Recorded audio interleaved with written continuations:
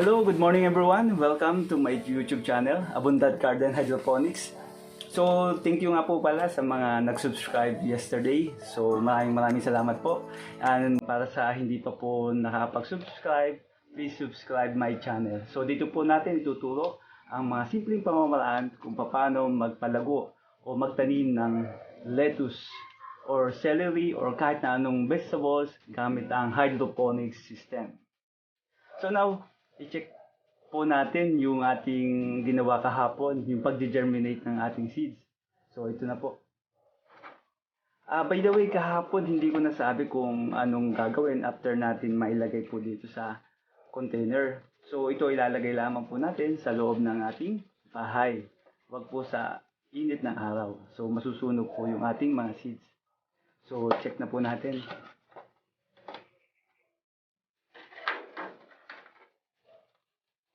So, ito po.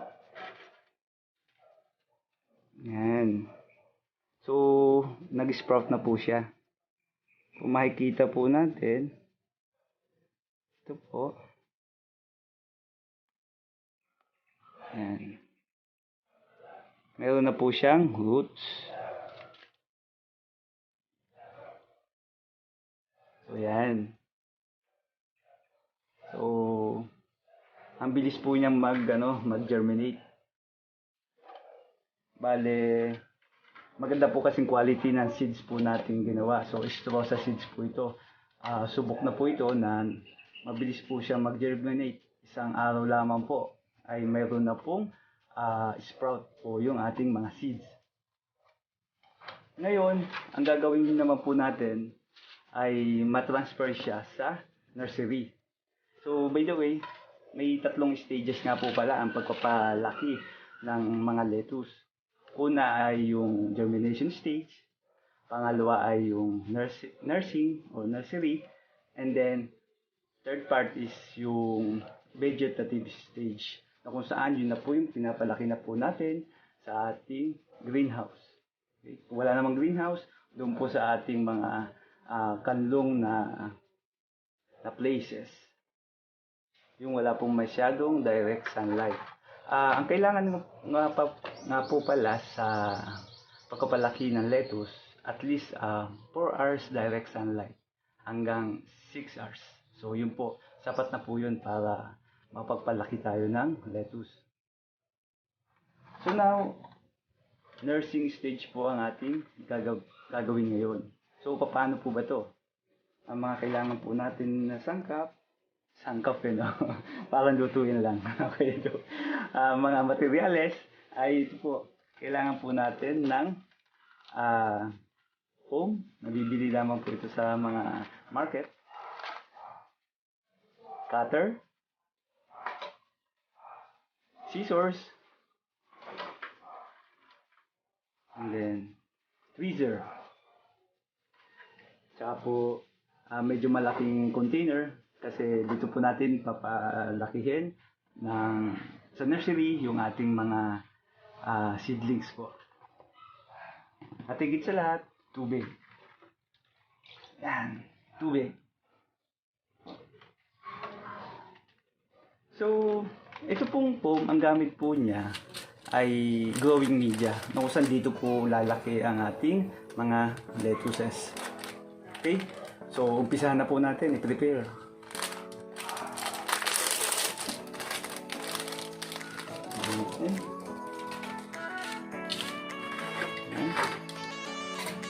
So ito po kasi, ang ginawa ko ay 1 by 1 inch yung sukat para medyo makatipid. Actually may mga nabibili talaga nito sa market na ready to use na po. Kaya lang medyo may kamahalan, kaya po gumagawa ko ng sarili ko para mas makatipid po. So una, hahatiin lamang po natin ito sa dalawa gamit yung cutter.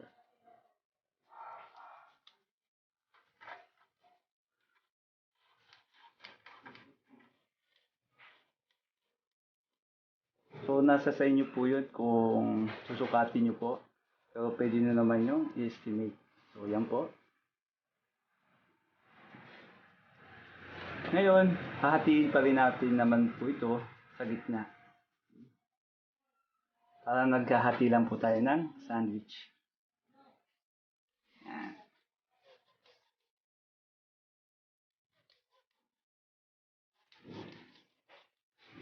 Paikot-ikutin lamang po natin siya.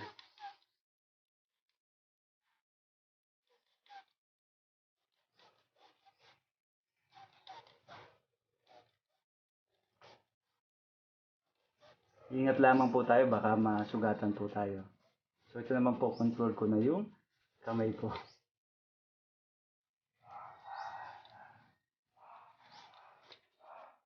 So, taran! So yan po, nahati na po. Ngayon, i-divide din natin naman tong kalahati niya sa tatlo using ating scissors.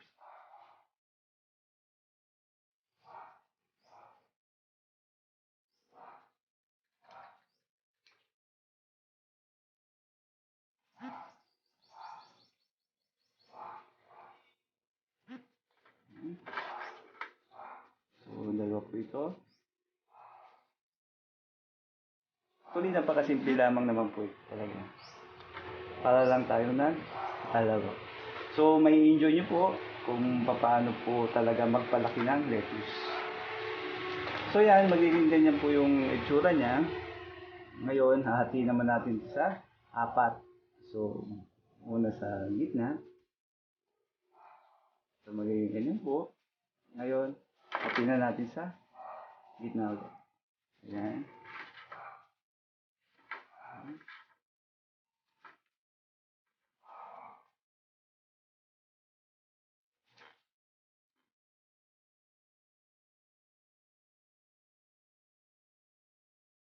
Yun. Ito lamang po siya. Yun lang natin.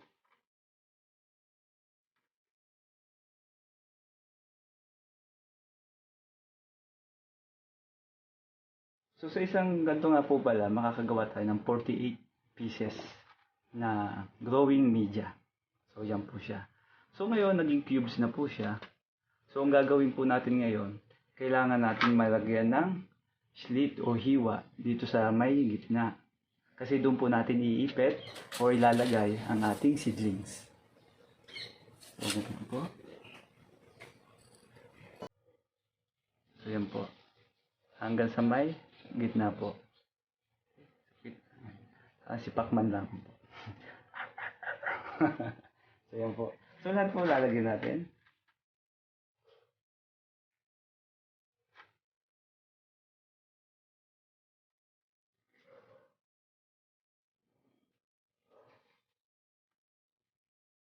Yan. Maraming Pacman.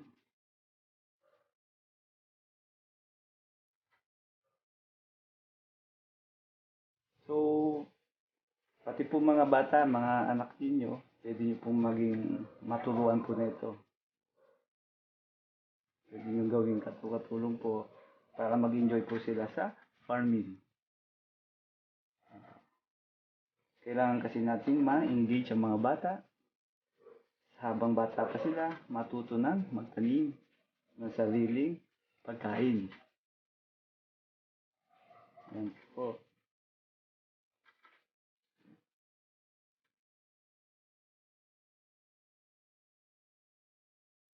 Yan. And then, yes. Yun. So now, ready na po yung ating glowing media na foam. Okay. Iba't ibang klase nga po pala ng glowing media. Ang iba po ang ginagamit ay coco peat, ganun. Sa akin po, ang ginamit ko po ay foam. Kasi nga po, mahirap makakuha po ng mga coco peat. Pero may mga na-order naman po. So yun, pero sa ngayon, ito lang muna ang ating gagamitin. So bago po natin gamitin to, kailangan po mahugasan. Hugasan po natin siya para matanggal yung mga bakterya niya. Para safe ang mga roots ng ating lettuce. Ayan. So, ilagay po natin sa tabo.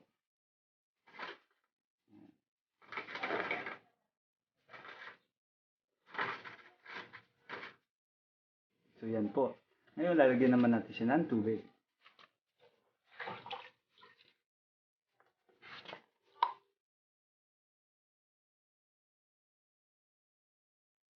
Yan. So ngayon, gasa natin. Ano mo lang, squeeze natin para sa ganun matanggal yung mga dumi niya. Yan. So okay po. Ngayon,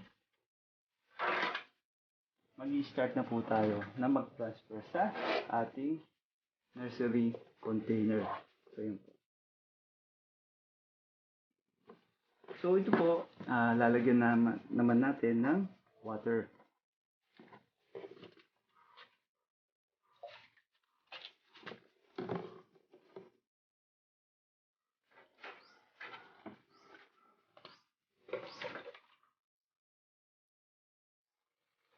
So yung tubig, yung dami ng tubig, yung kaya po niyang lumutang, yung ating mga styro.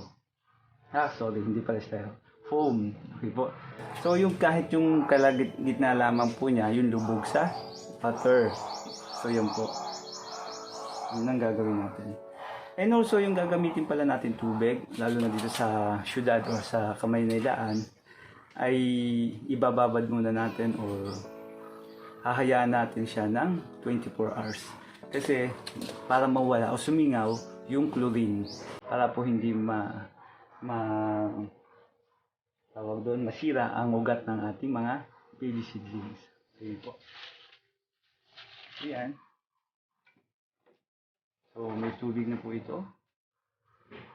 Ito na po. Ayan. After po niyan, ito po, gagamit tayo ng tweezer para mailipat natin ang sprouted seeds sa ating growing media. So medyo maliit nga po ito. Ayan. So first, kukuha tayo ng medyo dahan-dahan lamang po tayo. Nakakita niyo po ba? Ayan. Medyo maliit nga lang po. And then ito po, ito yung growing media. So, ipitin lamang po natin siya. So, yan po. Ito yung magiging itsura niya. So, naipit na po yung ugat sa ating growing media. So, yun lang po. Tapos, ilalagay lamang natin dito sa nursery box natin. Okay. So, ganun lamang po. Paulit-ulit lang. So, again. Yan po, yung ugat. Ilalagay natin, ipitin po natin.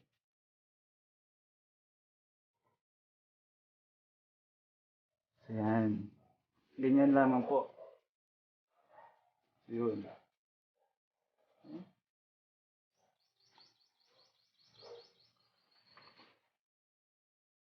Ako.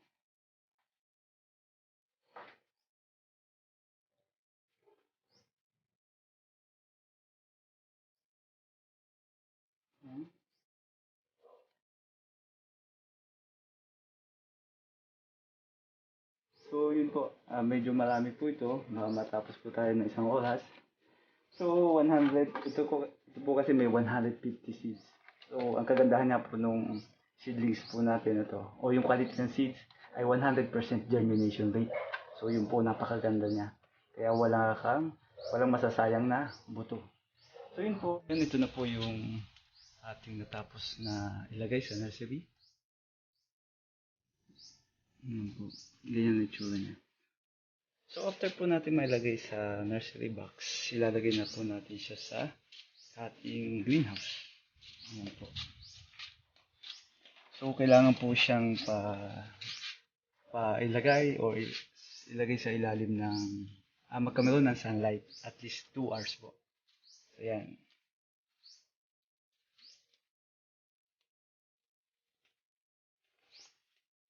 Ayan. So, yan po. So, at least 2 2 hours po natin lalagay siya dyan. Kasi nga pag napasobra po, masisira o mamamatay ang ating mga seedlings. So sa ngayon, kumbaga hardening ang ating ginagawa sa kanya. After 5 days, pwede natin dagdagan, gawin natin 3 hours. And then hanggang sa masanay siya sa ating climate or temperature dito sa ating lugar. Okay po.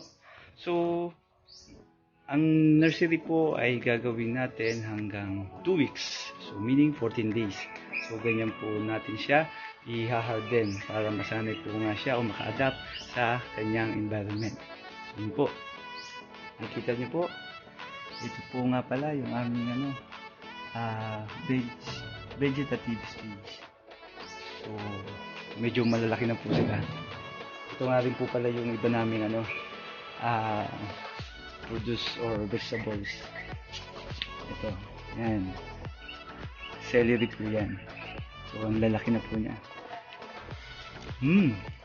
Mabango po siya.